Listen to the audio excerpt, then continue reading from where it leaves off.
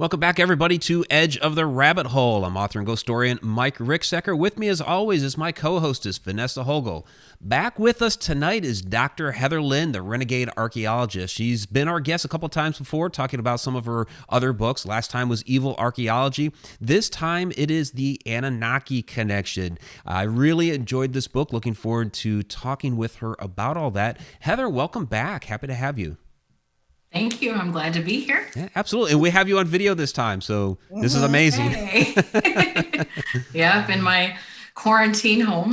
Yes. You doing all right? Sheltering Staying in healthy? place. Yeah, shelter in Yes. place. Good. But you're feeling better. I am definitely feeling better. Yeah. Still have a little cough that I can't shake, but no complaints otherwise. Good. Yeah, you had a little bit of a scare there. We did ask that people, put out some positive energy for you, so we hope that helped. But you have a new book. It did. Good. You have a new book that is really, really interesting.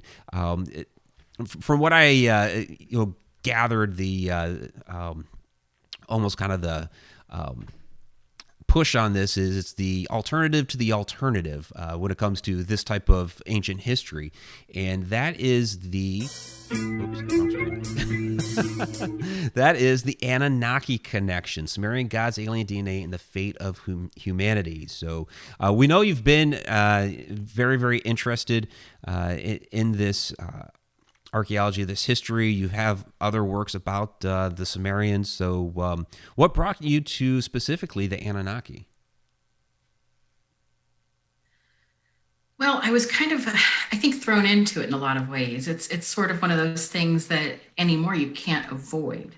With just ancient history in general and the study of the Sumerians, and then also, of course, if you're interested in anything alternative, you can't help but come across this kind of Sumer mania, I describe it, with people with their theories about who the Anunnaki were and or are, depending on your outlook. And so it was just one of those things where I had an interest in it, but it wasn't. It wasn't huge, to be honest. It was just kind of in passing. And 2013 it was. I started to go a little more into that based on getting emails from a lot of people who were trying to ask a lot of questions about the situation. And then one in particular from somebody in Iraq who was concerned about an archaeological excavation that was going on at the time. And they were talking about the cuneiform tablets and these sorts of things. And just the whole notion of it being controversial, I think, stuck with me as peculiar, because you don't typically think of ancient civilizations necessarily as being, controversial in any sort of way. So it just snowballed from there, really. The more I researched, the more intrigued I was, the more I found these alternative theories. And I just thought, wow, I should really make a study out of this. And then I did, and that's pretty much what led me here. I guess is kind of like a primary focus of my study, it seems. At least it has been for the past, at least, 6 years. And so while I'm not as well versed on these subjects as perhaps previous people in the field, like a Zechariah Sitchin or somebody who spent decades or more researching, I plan to keep going. I plan to keep uncovering some of these more interesting aspects of the Sumerian culture and their deities, like the Anunnaki. Yeah, So this was my first book kind of to really cover what it is that I have found over these past sort of 6 years.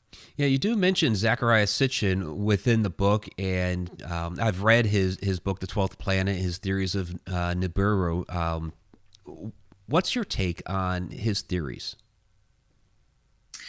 Well, excuse me. Like I said, I still have a cough.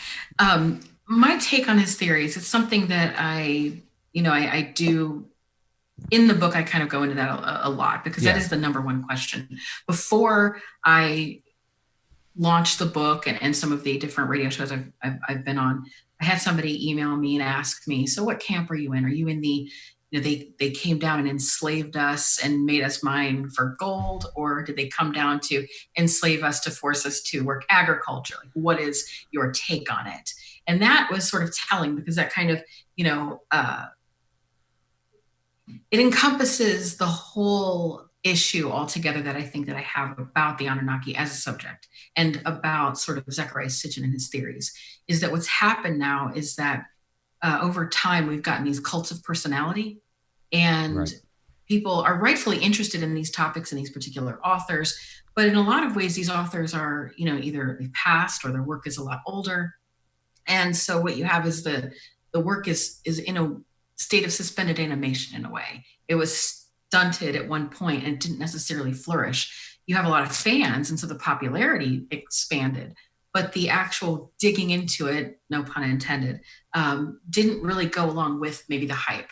And so you start having these sort of, divided issues. And it really now is starting to mimic what is going on in the mainstream, generally speaking, where you have a left versus right or this versus that, and everything is versus, as opposed to trying to take a look and say, okay, what is right about these? What maybe could be expanded on? What do we know now isn't so accurate? And how can we kind of combine in a way, some of these theories? And so that's what I tried to do in the Anunnaki Connection was, maybe connect a lot of the dots or, filter through some of these things. And so as far as Sitchin is concerned, his work was absolutely amazing because he,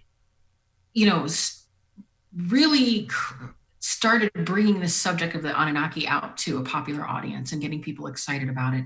And that's so vitally important. He wasn't the first to study these. I mean, you have Samuel and Noah Kramer, you have all sorts of people in the 20s and 30s who, really did the heavy lifting on this. They were the archaeologists, they discovered the tablets, they even translated them. So in a lot of ways, you'll have people say, well, Sitchin was the only one to translate them. And that's actually not true. And so there's that.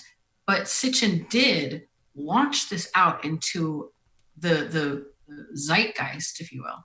And that is why his work is so important, is because he really put out all of these different ideas and really got people excited and continues to, even long after he's gone. I believe he'll continue getting people excited about this subject. Now, but as far as his theories are concerned, I think that there's a lot to it. And I think it's not necessarily, most people nitpick his translations, which is understandable.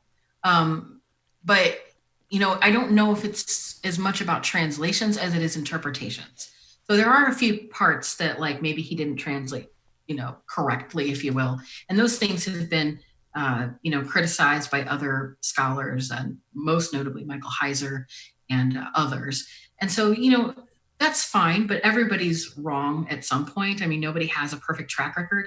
And so I'm not really as concerned about are his translations correct, because for the most part, they were correct based in his knowledge and understanding of Hebrew. And so there's that. So he wasn't starting from nothing, but it's just in some of the ways, the interpretations themselves, like how far he took it. And you have to remember too, I think the first book that he had, it was nonfiction, but then he came out with Earth Chronicles, which were a series of fictionalized accounts. Well, that's when it gets a little sticky, and I understand his motivation for doing that, because it's really difficult to, want to express some of these alternative ideas and, want to fill in the blanks a little bit with your own speculation. And you face criticism for doing that. So it's a really, difficult path to navigate. And so he chose to navigate that by putting these books out as fiction. I think that was probably where he went wrong, only because it's made it more difficult for people to sift through what is his interpretation based on strict translations and science, or his interpretation and speculation, which I don't have a problem with the speculation. It's just, I think it's muddied that it blurred the line between fact and fiction. And, I think we need to go back into that, research it a little further, and start to, examine it, analyze it a little more. And I think people were doing that, but then something happened. And I think just with the divisiveness in general, maybe that's what happened. Everybody had to like pull to one side or the other and pit people against each other. I don't think that's helpful or necessary. I have a question for you, and I'm not as well versed in this subject as Mike or yourself, obviously. But when you were talking about the translation and interpretation, translation, like you said, is fairly fact. I mean, if you have enough knowledge of Hebrew, then you know what they're saying. The interpretation, like you said, is where it gets hinky, kind of like the Bible. You can have 10 different people that read a Bible. They all know how to read it, but their interpretation of that particular passage is going to be completely different. Are you running into that, or have you ran into that with any of these aforementioned books based on somebody's interpretation from the time that they were in when they wrote it? You understand what I'm saying? I think I know what you're saying, like sort of the loss in translation, like the time. I think I think I'm following you. I think one example that I could give is sort of the difficulty in actually translation in general, because a lot of times it's, viewed as more scientific than it is. It's more of an art than a science. Mm-hmm. And a good example of that would be if I were to say, hey, that's a really cool shirt you have on. You would know what I'm talking about for the most part. If you went back to the 1950s and I said, that's a really cool shirt, you'd probably still know what I was talking about. And arguably 20 years from now, that'll still be the same potentially. But if I say, what does cool mean? It's a temperature. It's a particular subjective temperature. It's not too hot. It's not too cold, etc. But you and I would know that what the context is. And that's only because of our current space and time. So there's a lot of things that we kind of take for granted or miss out on completely because we don't have the proper context, even if we would have the right understanding of the language. And so that's another layer that complicates things. And, it's not impossible to know those things because there's Assyrian, Babylonian, there's a progression of the language that you can kind of compare, but it is definitely contextual and based on, the time and the place of those people. And it's really difficult for us now in 2020 to fully comprehend what they meant. And so that is when you have to do more of an analysis, but also, interpretation. And that leads you to be either both biased and obviously subjective. And then that can open you up to a lot of criticism, rightfully so. But, that's where it leaves us. And so you have with somebody like Sitchin, what you could consider a lot of gaps or a lot of flaws in his theories. Mm-hmm. But you can choose to look at that as, oh, he didn't know what he's talking about, I'm going to debunk him. That's just like, look, or you can say, that's what happens when you do this work, is you are going to have those sorts of, conditions, and it's part of the process of learning and, empirical research that you're supposed to go back, criticize, build on, stand on the shoulders of giants, etc. And that's what I think is happening, is that a lot of people maybe just aren't doing that. That's what I think interesting is what you said earlier, where the other gentleman said, well, did they come down to enslave you for gold, or did they come down to enslave you for agriculture? Why does it have to be one or the other? Why is there the separatism? Why couldn't they have had this particular section for that, or this section for that, and a third section for something else? It just makes one wonder why the separatism. Exactly. I think part of that too is what happens when these sorts of, bold ideas and people who are willing to go the extra mile and put their neck out there on the line and take those risks, when academia and the mainstream, they don't really allow or encourage that. What you then have is, this pushing to the fringes. And so you have all this fringe research. Well, the unfortunate part is there's not a university of fringe. There's not this academia of the alternative.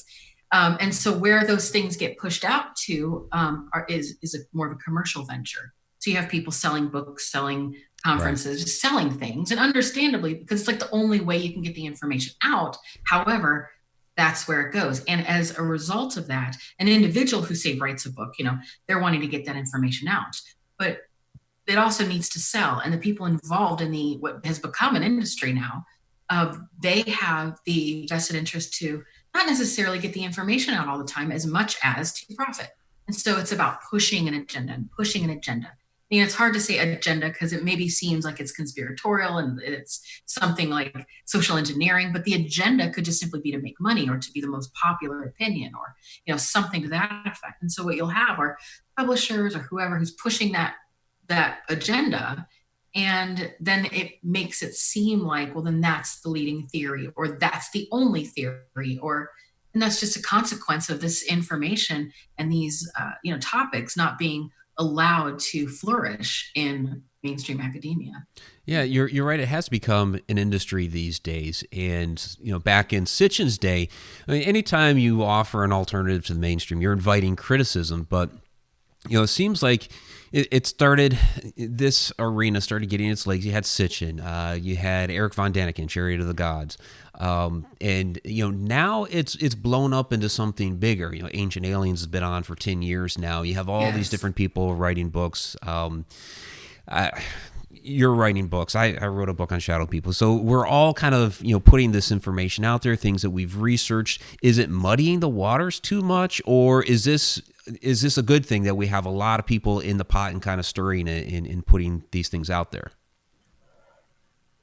I think both. I think it's a little of both. I think that it's a good thing because we need more research, and you need to have that big body of knowledge to be able to criticize and compare and whatnot. But I think the problem is the and I don't want to pick on people, and of course I could be criticized in the same way, but honestly, I think it's quality of research. I think there's a lack of quality because people are in such a push to just capitalize off of the idea of the Anunnaki that they just put stuff out, and what they're putting out is just like regurgitation. Mm-hmm. It's just derivative of the same theory, and which is why you get a lot of just echo chamber Sitchin or echo chamber. There's a lot of people, like I'm sure your audience, if they're interested in this, they know of a lot of different areas of the web where you have this person thinking this and this person arguing this, or maybe they look like mer people, or they look like, whatever. There's all these different camps. And it just seems as though in an effort for people to, put out information, they lean towards those, put out the information, and it just builds in these pockets as opposed to really trying to get out there and look at things. And so I think it's good. We should never really put a limit on how much information can come out and what we're doing. But at the same time, I think it's a question of or quality as opposed to the quantity. So hopefully we can get some more people coming in and, giving it a better go. But there's a risk because you get put in that camp of like, oh, well, you're anti this or you're anti that. Right. It's like, well. So how is your take on the Anunnaki different than what's out there right now? Or what has been out there? Because now your stuff is out there. Yeah. So, well, that's something that, for years I've been looking at this and sort of talking about different aspects of it, not the actual theories, because I didn't really have a theory because I just had no opinion built up yet. And so after all this time, I finally think that I have satisfied my own curiosity to a particular extent. I mean, there's still so much more to look into. So for me, I looked at, the mainstream academic journals. I looked at the the actual tablets, things you can do online because there's Sumerian cuneiform dictionaries and, lots of resources to do the research. But then I also obviously looked at alternative theories, everything you could imagine. And from that, I tried not to have that whole like, oh, this sounds cool. I like this, even though that is a thing where it's like, oh, this is really fun and really cool. But to try to separate that out from like, well, does that make sense? And can that be related to this or whatever? So I try to make a connection ultimately. For me, I found that in terms of where these individuals came from and sort of just the ancient history of our planet and these sorts of things, I found that the idea of a near extinction event, it's 10 to 12,000 years ago, was probably a likely scenario. And that was an important component to this because you have like authors like say Graham Hancock who talk about Civilization X and these sort of the Younger Dryas, theory and that sort of thing. That's, I think, spot on. I think that you can't then say, well, okay, but then these spaceships that look like 1950s technology, metal coming in, Iron Giant, whatever, all this clink, clink, clank and like smoke coming out, that happened no. To me, that just didn't make sense. That didn't mean that I threw away the information Sitchin had.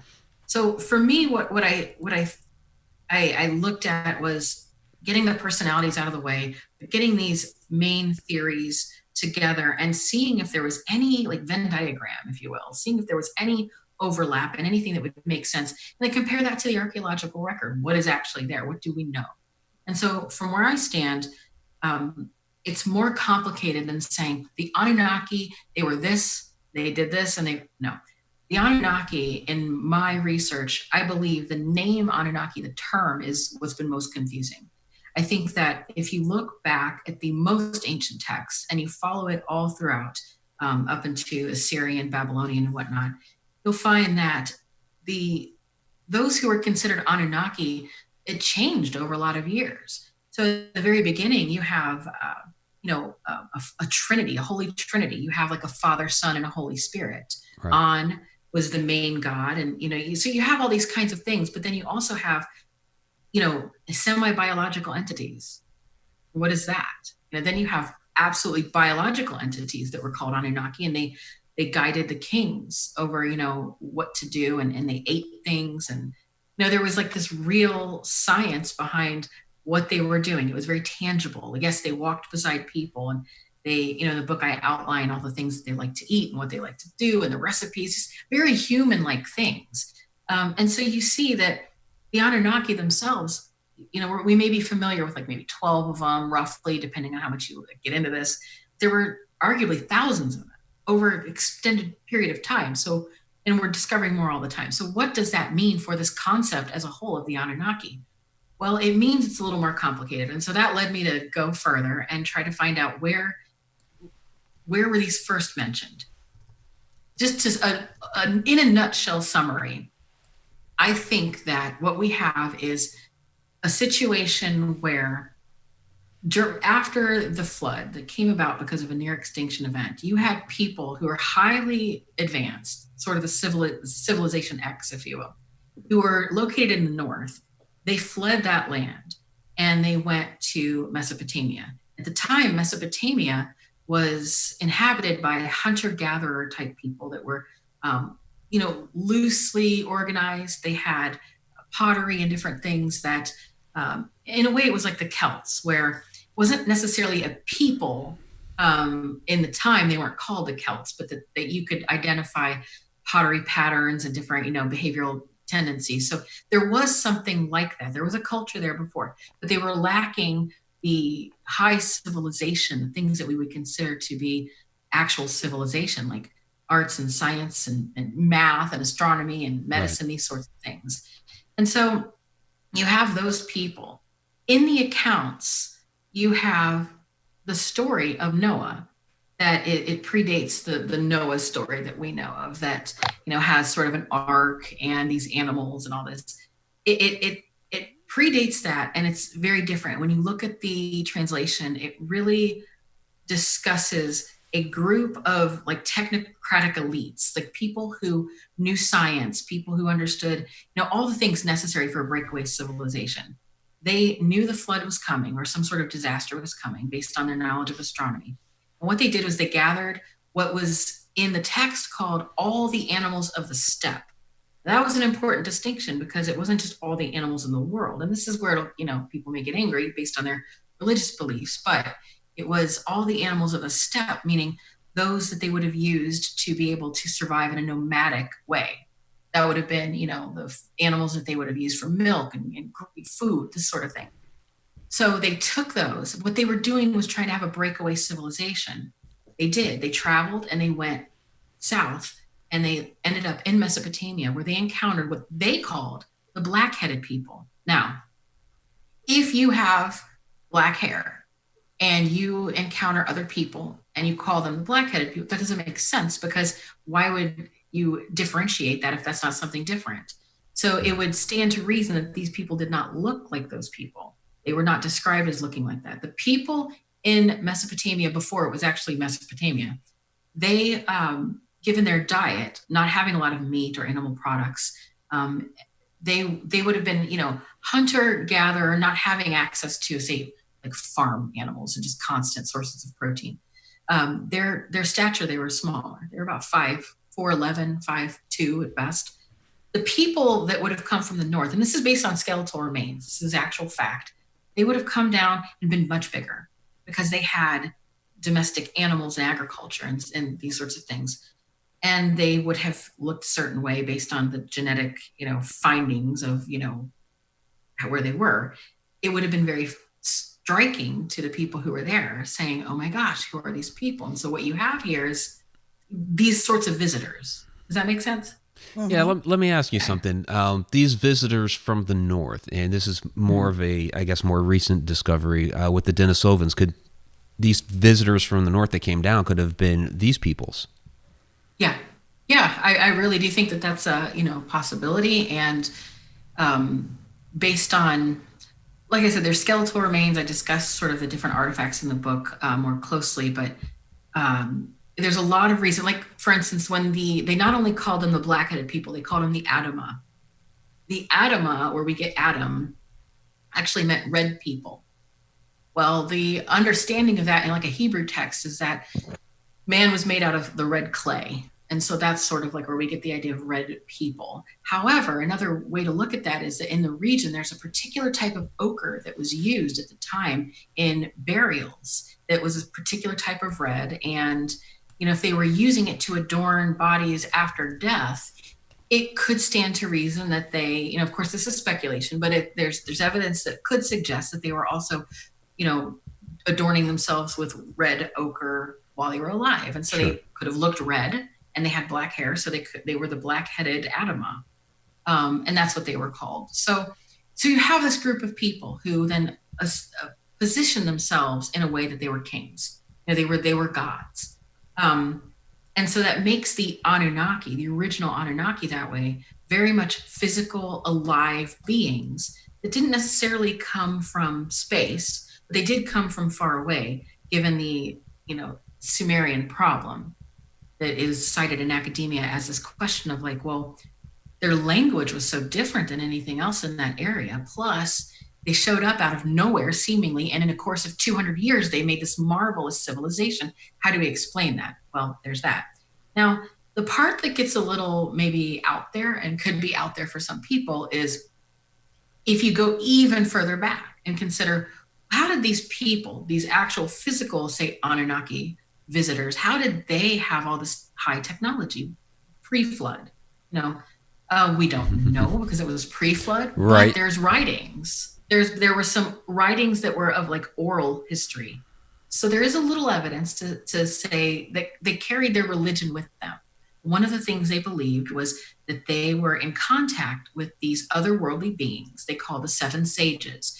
Those are also considered Anunnaki in the literature. They're called Anunnaki. So that's why Anunnaki is sometimes not a helpful word. But, it seems like it's more of a generalized word than something specific. Yeah. Yes. And then later in the text, I show this tablet that kind of starts to show it's like an alternative to the King's List. The King's List will say, this king was advised by this Anunnaki sage, and it goes on this lineage. But then after a while, they disappear with that, and it just becomes that the king is like the Anunnaki. So it's like the Anunnaki left, so I liken it to the word Lord.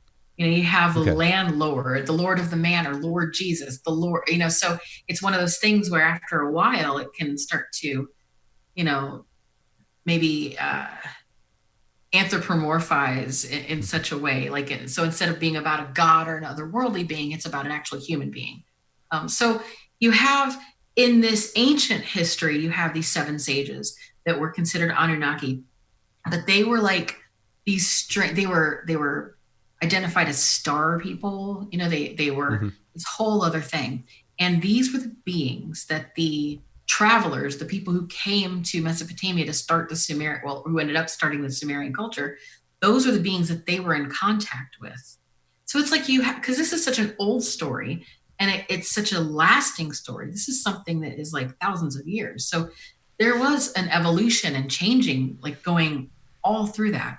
And so what I think is that, a lot of it gets blurred because we're dealing with actual physical beings who are also being influenced by what they thought were otherworldly beings, which that's sort of what I go into a little more detail about the relationship between the potential for there being these hidden hands or these, for lack of a better word, alien guides that, happened so many thousands of years ago, but that may also be being a hidden hand now in our own, contemporary culture. Sounds awfully, out there, but sounds cool. but I go through everything in detail. And you do, yeah. I have a quick question for you. The Anunnaki that came down from the mountains to Mesopotamia and claimed that those that they came into contact with, they called them the Black Hood people. So y'all have evidence of that, correct? Yes. Is there any evidence from the people of Mesopotamia as to their first impression of the Anunnaki when they came down? Well, I think most of it comes from, it's tricky because history is written by the victors, right? So right. A lot of these you have almost like you see this a lot in very ancient texts where it's almost like a participant observer or third person perspective. Sometimes it's hard to tell who's actually doing the account. So, but yes, you do have the stories from, say, the black-headed people, the Sumerians, but it kind of comes later. And it's kind of a hodgepodge and it's mixed up. And then you have, it's the Sumerian tablets they're like a corpus of everything from literature, like Epic of Gilgamesh and stories, also religious texts and hymns, textbooks and medicinal manuals, and then just basic record keeping and receipts and legal guides. And so you'll find a little of that in everything. And so, yes, you'll find accounts, from all sides, but the ones that we generally look at as really predominant are ones that were written by scribal scholars who it was their job to write these accounts over and over again to, practice their writing, but then also achieve some level of ascension. Like they had a mystery religion, kind of mystery school structure. They had degrees they would have to, go through. And part of what they had to do was write these texts over and over again. And then next time it would be revealed what another portion of it meant, and so on and so forth. And so you'll see a lot of those sorts of text out there. And so some of them seem divinely inspired, but then they're also, they've been touched by the people. And so they put their input into it, much like biblical literature. Mm-hmm. I in my head, when we say the Black Hood people and we know that they're 4'11" to 5'2", I immediately see the Anunnaki being mountain folk, lighter skin, lighter hair, taller frame, larger build. I immediately see that. So it's like the complete opposite. Yeah. And all of a sudden they meet. And I'm just, if I was from Mesopotamia at that time, I would look to this person that is completely different than everything else I know as something above me.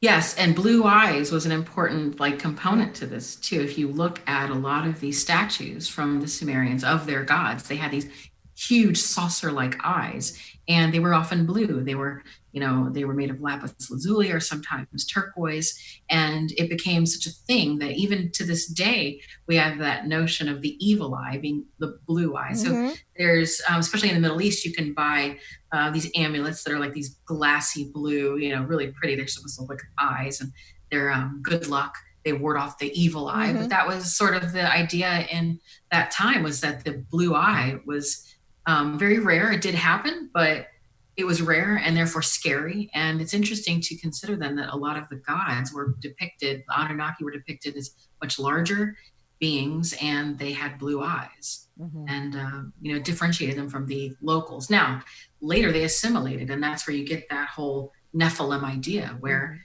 they started merging and everything assimilates. And so the difference wasn't really that strong after a while. Exactly. Yeah.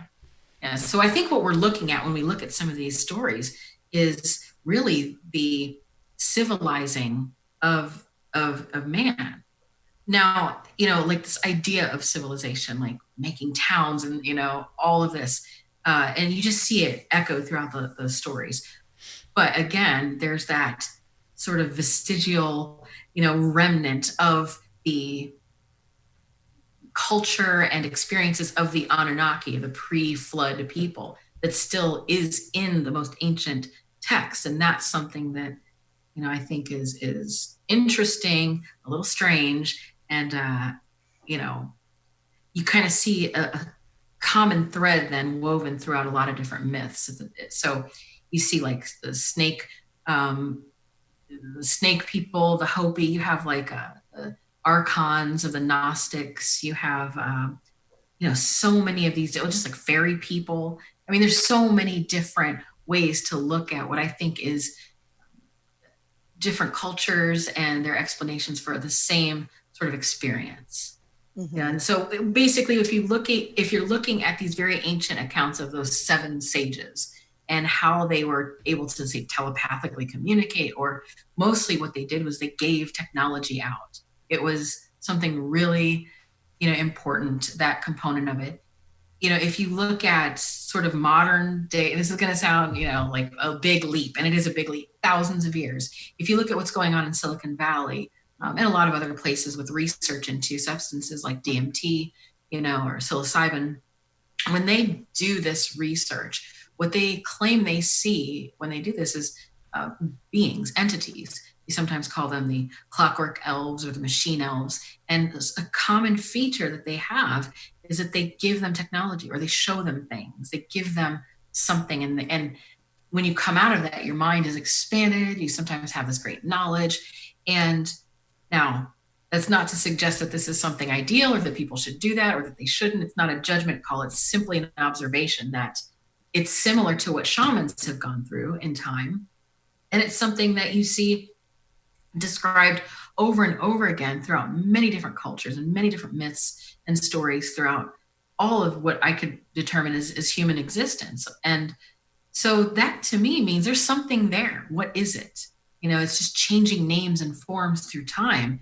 But I would tend to believe that there's something to that these beings may in fact be the same beings, that when people say they're seeing these clockwork elves, they're seeing those 7 sages, or whatever the kind of other dimensional kind of experience. I don't know. Something interdimensional, maybe. Yeah. Maybe something like that, shape shifting, all that good stuff. Right. I love that stuff. So, I have been collecting some questions here from the chat, and just to remind everybody, down in the description of this live stream here on YouTube. So this is the books, the Anunnaki Connection, and actually the audiobook as well. So you can hit that through the link in the description. Those on the podcast can go to Dr. Heather Lynn's website to grab those. But let me get to a couple of these questions here, and you were just kind of talking about the sages here a little bit, and a little bit a little while ago. Brandon asks, in her book, The Anunnaki Connection, Dr. Lynn speaks about the sages. Can we ever speak about the sages as a comparison between the Anunnaki and the sages? So is there a way to compare them? Yeah, there is. There's a lot of different ways. One would be how they're depicted in the tablets. In the tablets, you'll see the Anunnaki as actual beings. They're they may be animal-human hybrids at some points. They could be just regular people, but they have sort of like royal gowns or headgear or something. You see them looking like people, but you see these sages depicted as circles, little, generally stars. The way that the Sumerians depicted stars in their tablets were just basically dots. And so you'll see starburst looking things, but most of those were suns or just depictions of other celestialized gods. But the stars were depicted as little sort of raised bumps. And that's how the sages were depicted. They're often related to the Pleiadian star system, that kind of thing. So they're represented that way in the tablets. But then also in the literature, they're described as being sort of like fish men who came out of the water looking like they had scales, and they were completely different than the Anunnaki themselves, or what we would call the Anunnaki. They had, aside from the scales, they actually emerged from the water. They, came out. They were described as being semi-biological. So they were not ghosts, but they weren't necessarily organic either. They were somewhere in between. And that's something very different than the rest of the Anunnaki. The rest of the Anunnaki are described as having maybe sharp features or blue eyes, and they ate this or they did that. Whereas the sages, completely different. They were they were trippy and different, something maybe a little more ethereal. Yes, very, very ethereal, fluid. And, some people have described, well, they were possibly wearing an outfit that made it look like scales. And other people say, well, they just appeared like fish, but they would appear and then disappear very much like like a lady of the lake kind of thing, go back into the water, come out of the mist, or, and so they were depicted, both in the art and in the literature very differently. Cool. So we also have a question here from Victoria M. Any chance that the Anunnaki have been here the entire time, going through ebbs and flows, and they're on the precipice of emerging again? How many of the myths are actually based in truth? Well, there's not really a good scientific way to answer that. And so I'll just say from my personal thoughts, because there's really no way to say, oh yeah, they're here and here's the evidence. I would like to find that evidence, but from just my thoughts on the connection between these sort of sages, this whole mess of different beings, I would say that they've always been here and that they're still here, and that in a lot of ways they do ebb and flow. I think that's a really good way of describing it based on people and the times. So for instance, people maybe trying to conjure them up or contact them, or I know that there's actual groups right now who work in occult circles that are actively trying to summon, for lack of a better word, these entities. And they're doing that in the hopes that they're going to come and save us from ourselves. Are they going to be successful? Maybe, I don't know. But I think that's sort of the idea, is that through ebbs and flows, you might have people who put forth that energy to bring them, and maybe not in other times. Aren't there some of these elite groups out there that believe that they have Anunnaki blood in them and, are basically, what's a good way to put it? I guess I'll just leave it at that. Aren't there these elite groups out there that believe that they're descended from the Anunnaki? I don't want to suddenly just get kicked off the air and have somebody at the door with a gun or something. Right. They're here. Right. Yeah. So yes, that's another component to this. And I think that's another reason it gets so crazy when you try to research, is that you have this very mundane sort of archaeological approach, but then you have this weird, dark side of it. Why are these elites caring about these sort of myths and stories? Well, I think that's because, they're not necessarily concerned with the later Anunnaki, the ones that are, part of the stories that, a lot of people talk about now, but that they instead are linking themselves to that bloodline, that king's list, and that in a way they are emulating what they believe to be that ancient sort of religion, for lack of a better term, so that they also are trying to connect with those otherworldly guides so that they can be utilizing those hidden hands as an upper hand, really, to rule over us, which is sort of what the text indicate that the ancient kings did, is that they had this magical, rule over the common people based on their close ability to contact these sages. That was so important to them. And then they had a priest class that would be the go-between, the earthly kings and then the regular people.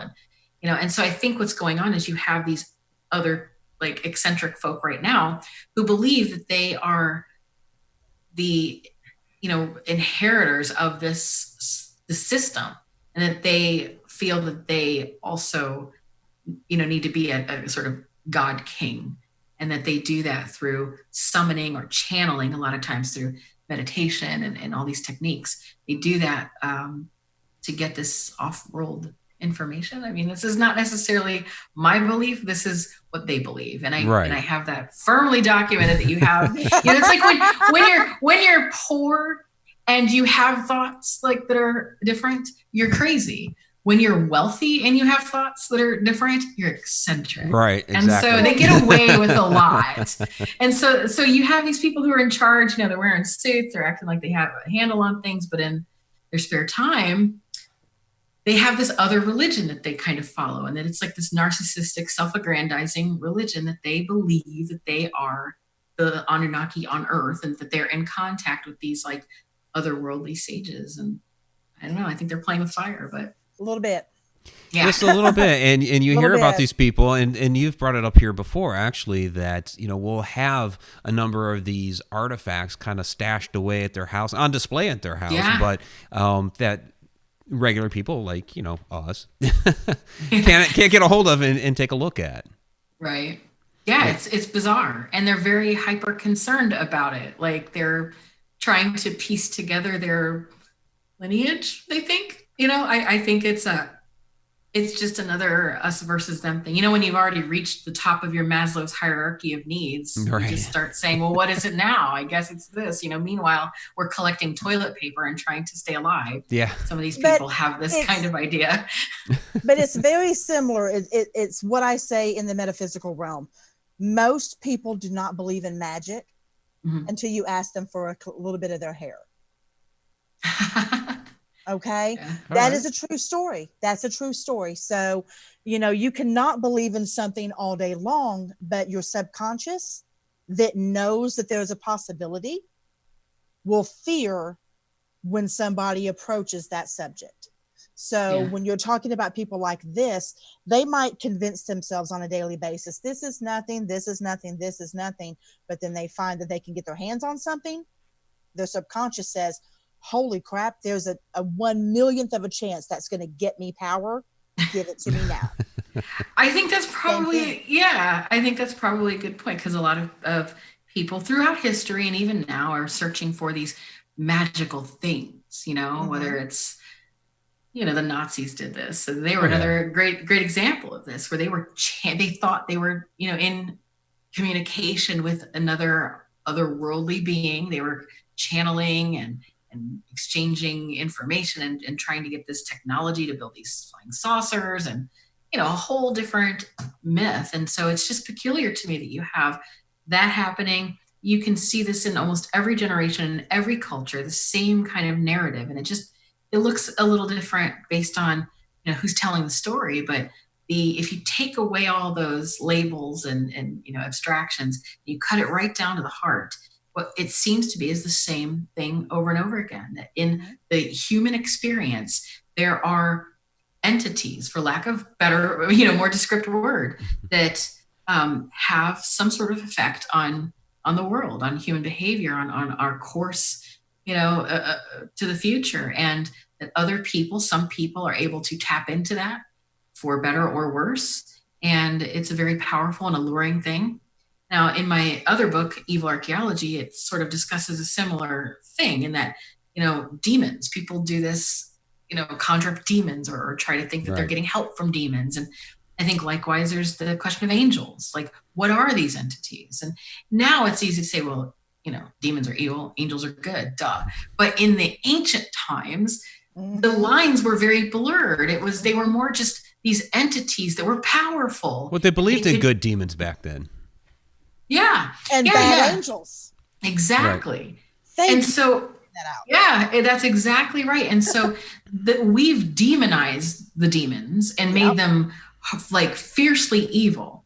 And what the ancient way of looking at this was, they were just sort of very powerful. And by virtue of them being powerful, they were dangerous. But also, if you appeal to them, they could be helpful. So like King Solomon, in the grimoire about him, supposedly harnessed the power of all these demons to build his temple. And so, and he played with fire and it didn't work out so well for him. But I think that's the tale. I think that's what it is that you often have where people, try to harness the power of these entities that they don't know are good or evil.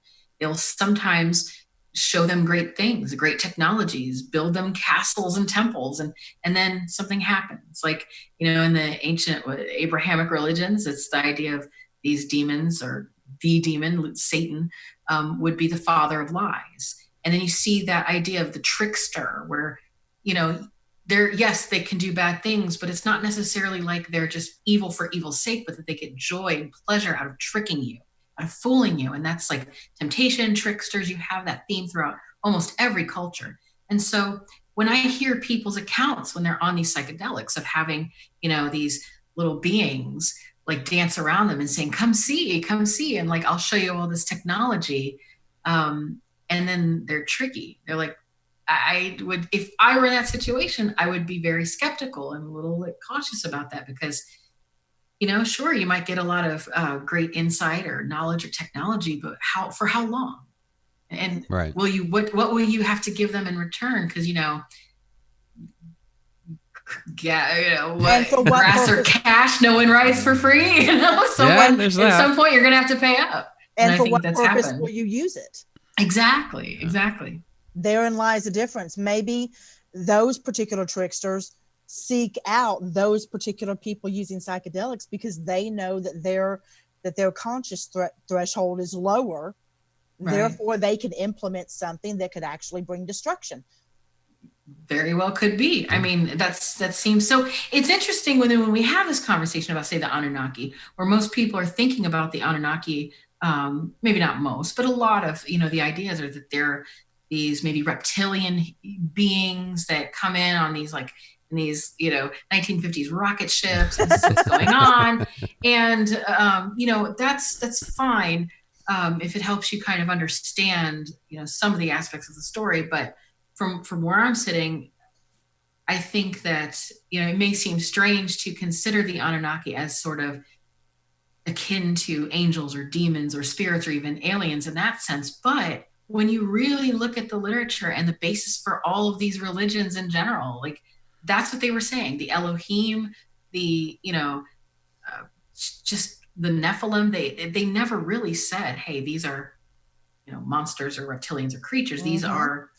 These are like what we would consider angels, demons, fallen angels. It was never really separated from that kind of what we would consider religious ideology now. And so a lot of people maybe get uncomfortable with that because they don't want to drag religion into it. However, if you just set those things aside and not think about, you know, the dogma or philosophy, and just look at it in terms of just literature, it does go with that because it's where it came from. It was the precursor. All of these, like the Noah story and all this was the basis for, you know, the Jewish religion and then Christian religion. But these old stories from the Old Testament came from the Sumerians, most of them. And so it really can't be pulled out from that too much. And that's why a lot of the things that we may recognize today as being, you know, maybe possessions or angels or any of these stories, they're very similar to the accounts that the Sumerians had, because they're, you know, we still have some of that influence in our modern beliefs. Well, something I always point out to people is, you know, Abraham came from Ur, so he's going to have a lot of that background and pass that down. Before we wrap things up, I have one more question here from the chat room from Robert Hanna. Do you think Atlantis has any Anunnaki connection? I do. I actually do. Atlantis, I really don't have a doubt that it existed, because Plato, I mean, people listen to him on everything else, and then this one thing, they're like, oh, he was just making that up. No, I don't buy that. I tend to look at ancient texts, and I look at them and try not to doubt, you know, what they're telling me. You know, I'll look at it, but it was critically as much as possible, but I don't go in and just automatically say, oh, well, they're crazy because they're from the past. No. So for me, Plato is an amazing authority. So I really do think that there is something to the story of Atlantis. And I do think that it could be connected to the Anunnaki, that maybe that was that civilization X, that was the pre-flood kind of notion, but that these things happen, not the main flood, but that these sort of, you know, things happen a lot where you have these, you know, bastions of civilization and high tech, you know, living happening, and something happens and they get punished in you know, the way the ancients were to look at it. But you know, I don't want to sound like I'm just giving no credit to the ancient people for coming up with their own ideas or building things or having science. It's not that at all, because they did it. I'm just saying what inspired them. And like I wrote about in my, you know, Evil Archaeology, the word inspire is something really loaded. It's a loaded word from inspirare, you know, in Latin, from a spiritual being blowing an idea into you. I mean, that's very telling. So yes, they did these things, but what inspired them? You know, who inspired them? And those are the questions I'm still trying to answer with all the rest of my research. So it's not over yet. Hopefully I got somewhere in this new book, but it's just not going to be over for a long time. So what can, this was a fantastic book. Definitely recommend people to pick it up. So what do you have going forward from here? Well, I am sheltering in place. Well, so, we're all doing that. So, there's that. And I'm working on a new book, the follow-up to Evil Archaeology. It is going to be kind of like the exact opposite. It's about angels. So it's like sacred archaeology, holy relics, and, that sort of thing. And so I'm working on that. And then, just have a podcast I'm trying to put together again and see how that goes. And we'll see. I had a lot of stuff planned for the summer, a conference and things, but shelter in place. We're going through a lot of stuff as a people right now, and so a lot of things have been put on hold. That, and I'm teaching a class at the local college, and that's been interesting and fun. Well, it's got to keep you brushed up on some of this. Yes. Yeah. So, all right. So let's go ahead and get to, okay. So where can everybody find your books? Any bookstore. You can go to my website is a great place to start. But yeah, Amazon, there's the audiobook too, if you're interested in that. But just any Barnes and Noble. Also, indie bookstores right now, especially given the situation that we're in, you can go online to a website called IndieBound, and you can order books to be delivered, and they come from your independent bookstore, which is nice and helpful for that. So, but otherwise, yeah, Amazon has them like you would imagine, and so. Yeah, and as far as your older books, I know some of them have kind of gone in and out of print. But it was all very interesting, at least what I was able to get my hands on. So, what is still available from your back catalog? Evil Archaeology for sure. That is still available. That's also on an audiobook. And then Anthrotheology, I think. Excuse me. And then Sumerian Controversy. I think those are available. I'm actually not sure. But I do know that there are people who are selling bootlegged and like not real copies of Land of the Watchers, and they're selling them for a lot of money, and they're not even the real thing. People don't buy that. So like if anybody is interested in that backlist, I would suggest just emailing me and I'll secure that copy for you. But because Amazon's been real shady about that, real shady. Yeah. It's terrible when that happens, but that's how I came across a lot of your work to begin with was I'd gotten, I think it was, on Kindle when I was riding the Metro when I lived in Washington, D.C. I was reading, Land of the Watchers and the Sumerian Controversy and all that on the Kindle back then when it was available. So it was very interesting. Well, thanks. So, you're welcome. All right. Dr. Heather Lynn, thank you very, very much. Really appreciate it. We always have a great time. We always learn so much whenever you come on. We really do. Oh, well, thanks. I'm so glad to join you. And anytime you want to talk about these things, I'm sheltering in place. Yeah, sheltering in place. we're here, just here. So, but yeah, thanks so much for having me. Yeah, I know, right? Thanks for having me. And thank you to everybody in the chat that answered, asked questions. You have a really great audience. And thanks for giving me the chance to speak with everybody tonight. Absolutely. Thank you again, my friend. Thank you. Heather. All right. Bye-bye. Bye. All right, Dr. Heather Lynn. Like I said, we always learn so much whenever we have her on. She's awesome. Yeah, she definitely is. That's the third time we've had her, and people were asking down in the chat, how long has it been since we've had her on? Because it seems like it's been a long time, and it was actually exactly a year ago.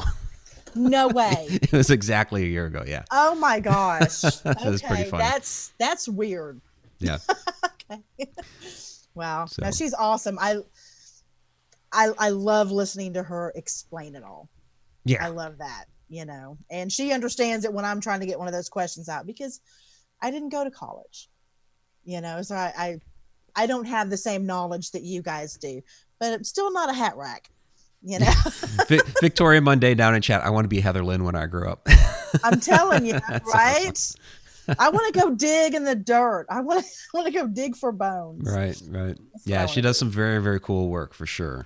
Yeah. So, All right, let's go ahead and get to the shout outs. So I do want to thank Quarantine Ghost for moderating the chat tonight. Thank you very much for helping out. Really appreciate it. Let's get to the participants tab.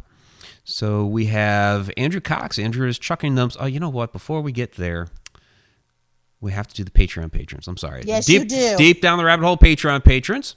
I got Tom McNicholas, B3 Aerospace, Joe Chandler, Andrew Cox, Dustin Samario, and trucker David Y. David Nicely. So thank you all very, very much for being deep down the rabbit hole Patreon patrons. If you want to support us there, patreon.com/haunted-road-media. I have to put out the Q&A video. It's March 31st, and I didn't get the March Q&A video out. But over the weekend, everybody at every tier in Patreon out there got a treat. Tom McNicholas, Deep Down the Rabbit Hole Patreon patron, so you can make requests, requested the full Bachelor's Grove video from last October, because we'd put bits and pieces it was one of the live streams that we did, and we'd put some bits and pieces of it in there. But the full video is out there now, out on Patreon, so you can check that out. Anybody from any level. So the Q&A video, I'll try to get that out tonight after all of this is done, and after Beyond the Shadows. So Beyond the Shadows coming up is Space and Time and the Supernatural. That is going to be right here on the Edge of the Rabbit Hole YouTube channel. So stay tuned after this for that. It's going to be very interesting. We're going to get dive down into the space, time, and how are we the ghosts? We're gonna get into that stuff. Ooh, so okay. All right, so here we go. Participants tab. So Andrew Cox, thank you very much. Basis 1945, thanks for joining us once again. There's B3 Aerospace. Brandon Peterson, thanks for joining us tonight and for your questions. Kathy Salento, thank you once again. There's Alina, thank you for joining us again. Haunted Road Media's Fairy Queen, Diane Hilbert, thank you very much. Fran Molino, thank you as always. Janet Wolf is in the house. Thank you very much. Katie Palmer's with us. Mr. Como, too, thank you for joining us once again. Robert Hanna, thanks for the question. Starlight, thank you for joining us again. There's Tammy Heisman, thank you as well. There's the Haglin, Tim Schoen, Tom McNicholas, and Victoria M. Thank you all very, very much. We'll go ahead and check the other list, see if the participants have missed anybody, because it likes to do that sometimes. I know, right? Yeah, I know. I try to get it as many people as I can. If we miss you, we do apologize. We try to get a shout out to everybody that we can. So, but I think that is probably it. So just kind of scrolling through here, and Jennifer Bloomer. Okay, there's one right there, and Rick Gabbert. So we got a couple in there. All right. So, all right, everybody. So stay tuned. Give me about 10 to 15. Switch everything out. Actually, I don't have the blue lights to set up, but I got to refresh the coffee and all that stuff. So stick around. We'll get into Space and Time here next on Beyond the Shadows. Vanessa, you have a good night.